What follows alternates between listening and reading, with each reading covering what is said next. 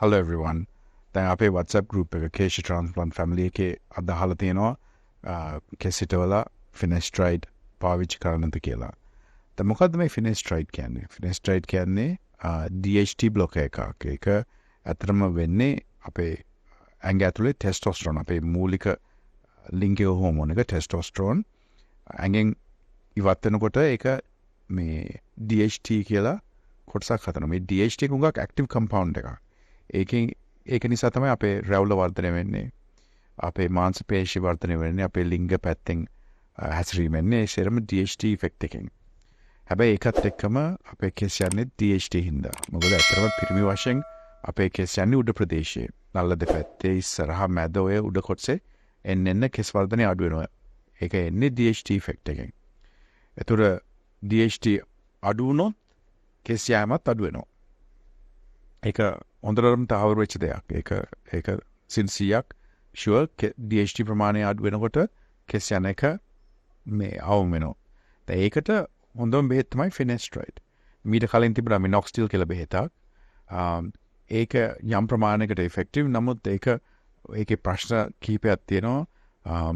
ඒකේ නවත්වපු ගමන් කෙස් යන එක ඉක්මන් වෙන එක තමයි ලොකුම ප්‍රශ්නේ. ඒ කියන්නේ කාලයක් අරගෙන නැවැත්තුවොත් කෙස් යන එක තවත් ඉක්මන් වෙනවා. ඒක අපි වඩා කැමති Finasteride එක දෙන්න. නමුත් වෙලා තියෙන්නේ Finasteride එක ඒ තරම් ඇක්ටිව් හින්දා ඒකේ සයිඩ් ඉෆෙක්ට්ස් වැඩි. ඒතර විශේෂයෙන් ලිංග පැත්තෙන් එන සයිඩ් ඉෆෙක්ට්ස්.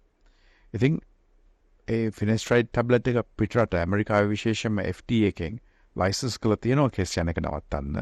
ඒක දෙන්නේ ප්‍රොපීසියා කියලා ටැබ්ලට් එකක් 1 මිලිග්‍රෑම්. හැබැයි ලංකාවේ හුඟ දෙනෙක් ගන්න කැමති නැහැ. අපිත් දෙන්න කැමති නැහැ. හැබැයි මෙන්න ළඟදී පෞගිය අවුරුද්දේ විතර Finasteride topical solution. ඒ කියන්නේ ඔළුවේ ගාන බෙහෙත ආවා. දැන් Finasteride ටැබ්ලට් එක ගිලින්න තියෙන්නේ. ඒතර ඇඟ පුරාම විසිරෙනවා. ඔළුවේ ගාන ද්‍රාවණය සීමා වෙන්නේ හිසේ අර කෙස් යන ප්‍රදේශයට. ඒතර ඒ හරිය DHT අඩු වෙන එක තමයි වෙන්නේ.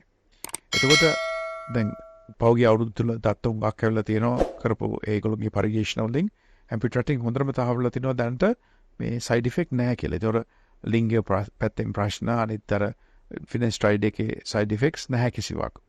ඉතින් අර කෙස් යෑම වළක්වන්න හොඳම බෙහෙත මොකද්ද? Finasteride. ඉතින් අපි කාටත් කියන්නේ මේ Finasteride ද්‍රාවණය කියන ඔළුවේ ගාන එක ටැබ්ලට් එක නෙවෙයි. ඒ ද්‍රාවණය කෙස් හිටවල දවස් 10ක් පස්සේ ඔළුවේ ආලේප කරන්න. හිටු ප්‍රදේශෙත් ගන්න, ඉතුරු හරියත් ගන්න. ඒතකොට වෙන්නේ අර තමන්ගේ තියෙන කෙස් යන එක අවම වෙනවා. අපි හිටුපු කෙස් හැලීමත් අවම වෙනවා. මේ අර මොකද කෙස් ගහ හිටෙව්වම යම් ප්‍රමාණයක් ඉස්සෙල්ලාම හැල්ල තමයි වැවෙන්නේ. ඔය මුල්දී හැලෙන ප්‍රතිශතය උඟක් අඩු වෙනවා Finasteride ද්‍රාවණය දවස් 10කට පස්සේ පටන් ගත්තොත්. ඉතින් ඒකත් කරන්න.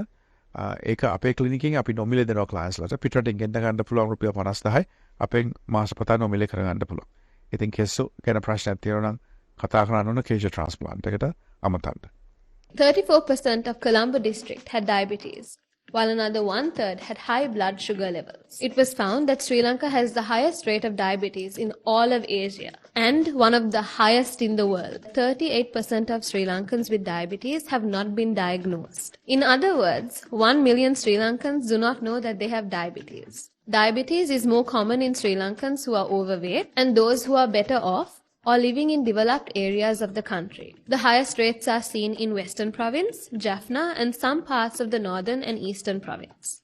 Use balance to control your carbohydrate intake. ඔබ කන පිෂ්ඨ ප්‍රමාණය පාලනය කරන්න බැලන්ස් යොදා ගන්න. ලංකාවේ ජනගහනයෙන් 50%කට වැඩි ප්‍රමාණයකට දියවැඩියාව තියෙනවා. 50%කට වැඩි ප්‍රමාණයකට යම් කෙස් අඩුවක් තියෙනවා. ඒක වයසත් එක්ක වැඩි වෙනවා. මෙතන තියෙන්නේ පෝෂණ පද්ධතියේ අඩුපාඩු.